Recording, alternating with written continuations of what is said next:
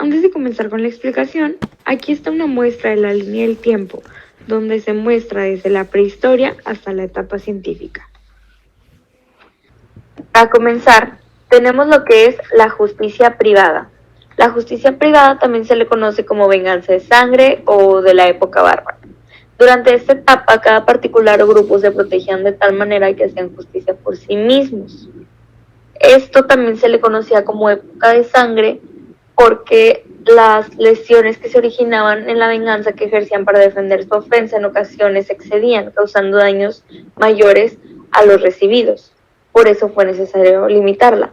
A esta también se le conocía por la ley del talión, ojo por ojo y diente por diente, mediante el cual la sociedad solo reconocía al ofendido del derecho de causar un mal de igual intensidad al daño sufrido. Después de esto, se desarrolló a la justicia divina. La justicia divina, el cual tenía un principal objetivo, era expiar al infractor mediante un sistema que no existía distinción entre delito y pecado. De acuerdo con la época, el delito era una de las causas del descontento de los dioses, ya que todo se lo atribuía a las fuerzas superiores con las que el pueblo se identificaba. Todo esto a través de hechiceros y sacerdotes que se identificaban con el infractor y castigaban a los culpables.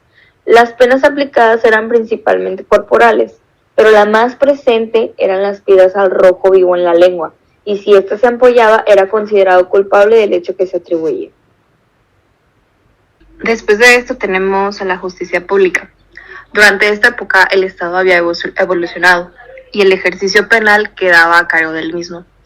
De acuerdo a lo sucedido en esa época se hizo una distinción entre los delitos públicos y privados.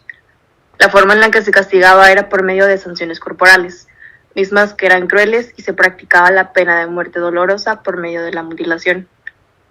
Estos actos eran presenciados por el pueblo y esto tenía la finalidad de infundir el terror penal como estrategia de prevención delictiva. Luego de eso tenemos el derecho hebreo. Este derecho se fundó en el Talmud, que está conformado por el Torá, el Mishnah y la Gemara. La Torá formó parte del Pentateuco y este estaba conformado por los primeros 5 libros de la Biblia. Para poder regir a la sociedad se utilizaban normas que estaban en los libros del Éxodo, Levítico y Deuteronomio, y este estaba regido por la ley del Tailón. Las conductas que eran consideradas como delitos eran la idolatría, blasfemia, perjuicio y el acto de no respetar el sábado, que es considerado el día de reposo. La forma de castigar a la persona que cometió el delito era por medio de la muerte, y claro, las penas y castigos no se podían pasar a otra vida, por lo cual se debían cumplir en la misma.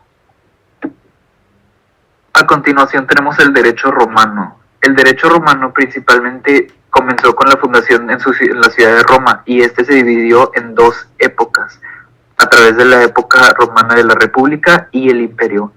En la contribución más importante fue la ley de las 12 tablas, la cual era utilizada para regular los delitos y las sanciones penales.